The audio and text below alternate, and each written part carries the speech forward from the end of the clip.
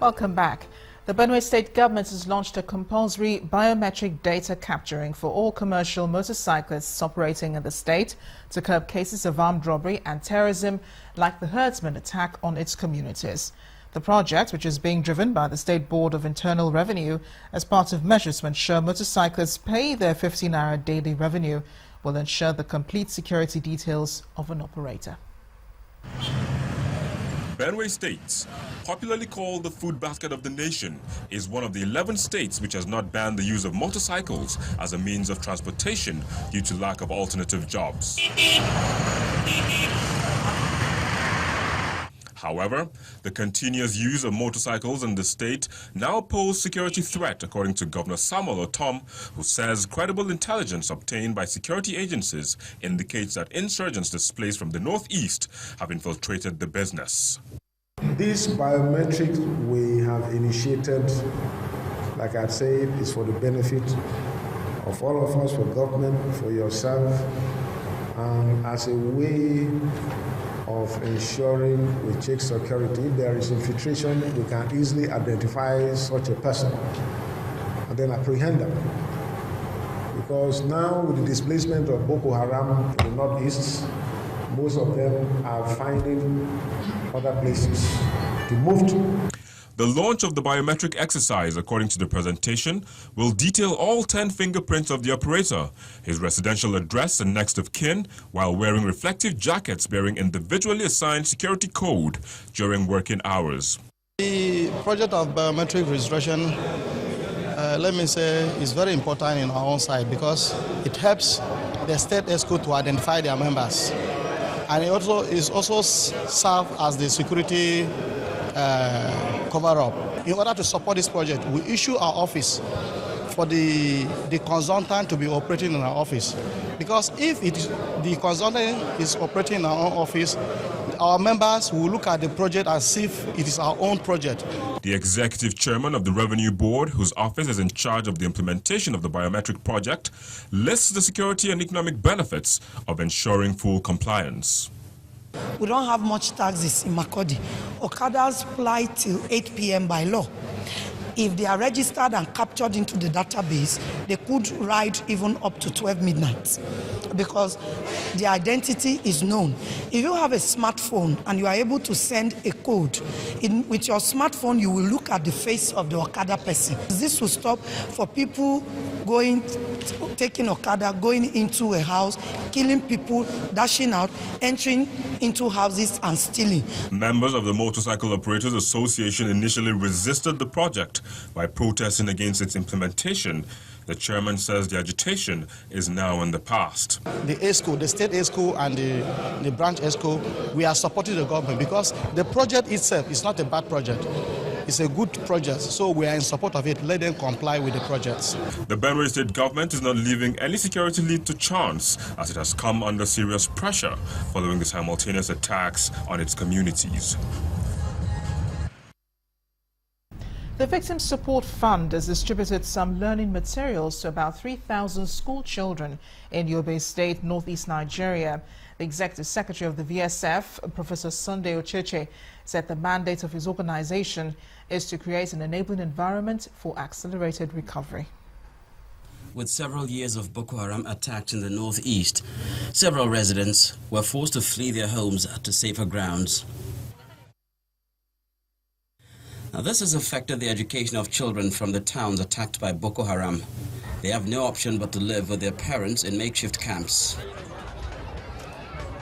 Now that peace is gradually returning, the Victim Support Fund is in the state again, this time to present educational materials to the internally displaced children in the camps, and Pompamari IDP is the first to receive. The Executive Secretary of the Fund, Professor Sunday Ocheche, explains that the aim is to directly impact on the lives of children who are victims of the insurgency. Many communities themselves are suffering from the lack of these materials, and it will not be healthy that you go to a community and you just support only the IDPs and leave them out. So those places we have targeted, everybody, including members of the, people in the host community and the IDPs will benefit from this. Receiving the materials on behalf of the state government, the Commissioner of Education, Mohammed Lamin, appreciates the gesture, calling on others to emulate. Anything that anybody will do to improve the quality of education in Yobe State, we welcome it and we adore it and we appreciate it. For the teachers, this donation could not have come at a better time. These materials come to us at the right time. We desperately need them. In fact, we have been putting requests on several occasions that we need them here and there, we need them here and there. God so kind with no expectation that these goods comes to us today. So in fact, we are very much happy, and we also wish this organization best of luck in all activities they have been carrying along. They're really copying and they are trying to learn the English, because when we arrived here, they can't even speak English at all. And we really thank God, since we arrived, they've been coping and they've been responding very well, because the education intervention program will also be targeting empowering women, especially those in the IDP camps who have lost their husbands to the insurgency. The Senate is amending the Public Procurement Act to encourage local and indigenous companies in Nigeria. At a meeting with the local manufacturer in Abuja, the Senate President asks Nigerians to look inwards and patronize made-in-Nigeria products. Senator Bukola Saraki asked the Senate Committee on Trade and Investment to step up its oversight activities to ensure the improvement of local industries. I've said at the National Assembly we will support locally produced, I think, from garments, wares, to cars, and also encourage. And also, I'm happy that we have laid the procurement law amendment, and it's gone first reading. And we hope by next week or week after we go on Easter, we'll take the second reading. And ensure, I'm happy that the committee, the chairman, trade and investment is here, and the oversight, because government is going to spend close to 4 trillion expenditure. There's no excuse why with our hard work we cannot see that most of that money is spent to support local industry, whether it is in retail like this, whether it's in cars, or whether it's in technology. But to help a lot of our young people who are looking for jobs. But on a serious note, we must all work together to help our local industry. A lot of people laugh about it, but it's a serious matter. And I think that we should be very committed. This is how other countries started and they've been able to succeed. President Bukola Saraki. Christians under the umbrella of the Northern States Christian Association of Nigeria have condemned the forceful marriage of underage girls in the region.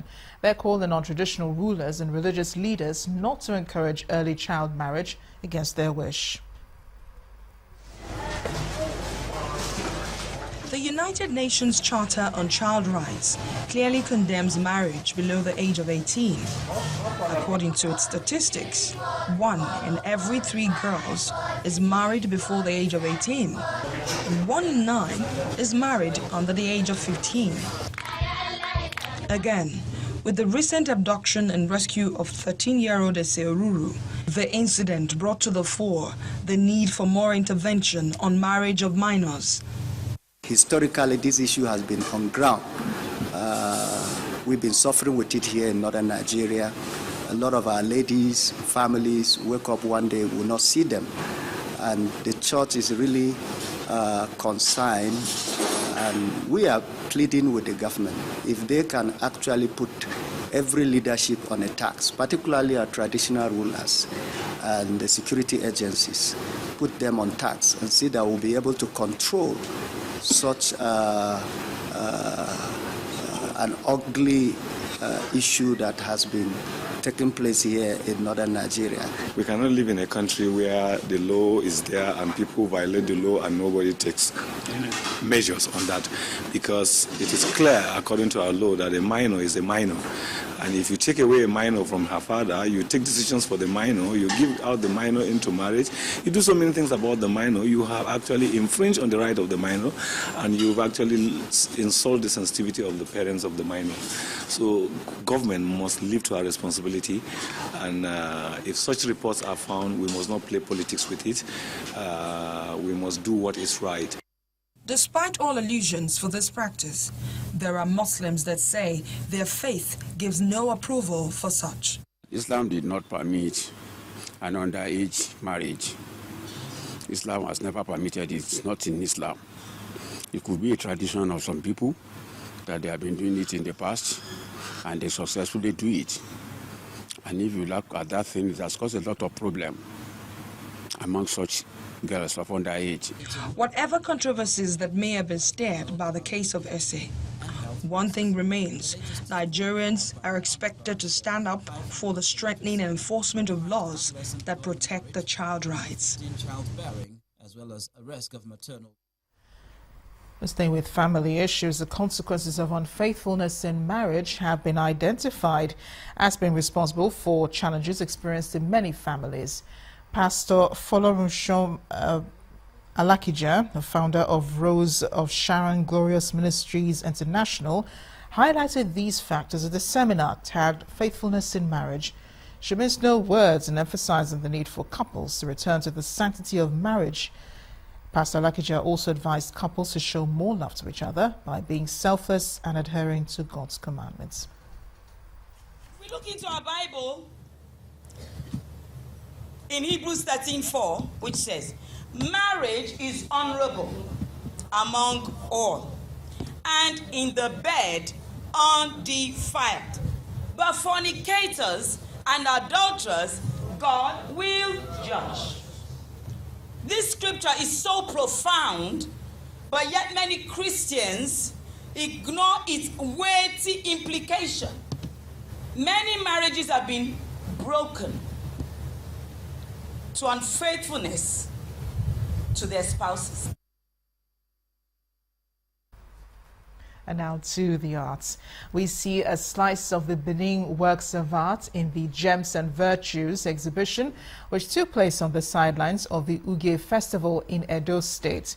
The curator, Opalo Ehi Godwin, says the show is to encourage more youth to take more interest in the arts. Art Review tonight takes a look at the Gems and Virtue exhibition.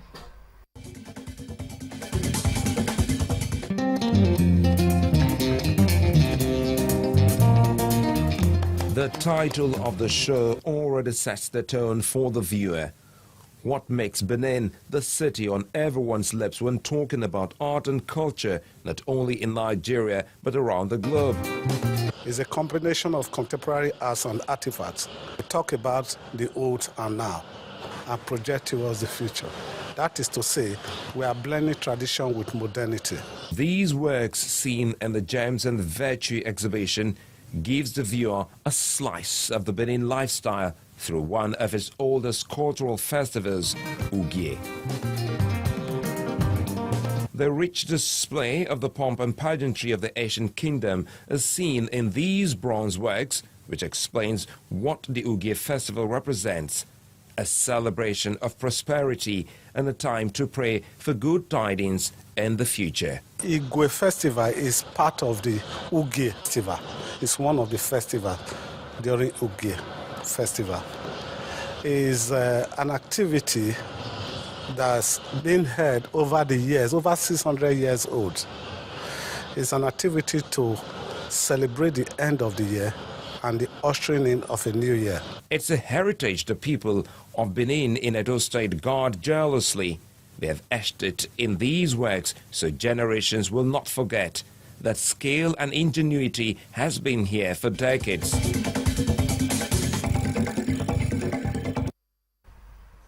Most advanced countries today developed technologically through constant research, and Nigeria seems to be buying into this approach as the Nigerian University Commission and the Nnamdi Azikiwe University in Awka collaborate in research and technology development. Here's the outcome of that collaboration. It's the 6th edition of the Nigerian University's Research and Development Fair in Awka, Anambra State. In attendance are the academia, the Minister of Education, and researchers. The theme, which focuses on research and innovation, a panacea for national industrial development, raises the need to link research findings with practical solutions.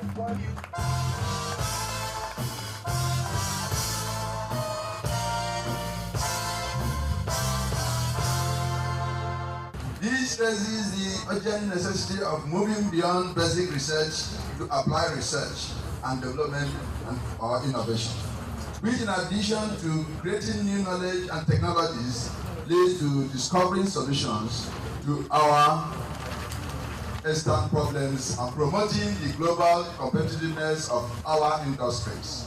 With the dwindling price of oil, which is affecting the economy, the Minister of Education believes it's time to look up to the education sector to revive the economy. It's well known to everybody.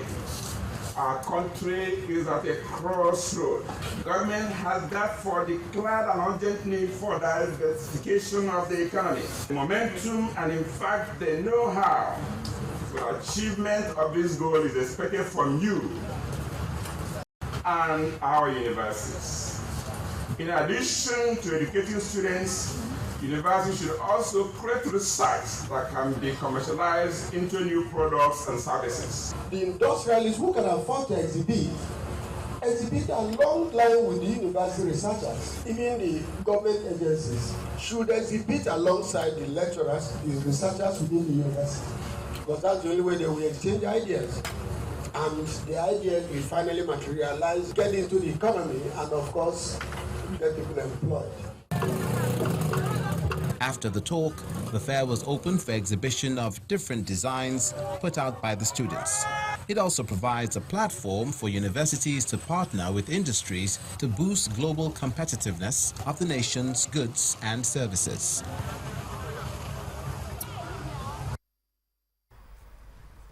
Still ahead on the news at 10, Eyimba record impressive victory in the CAF Champions League. We'll have more in sports news. Please stay with us.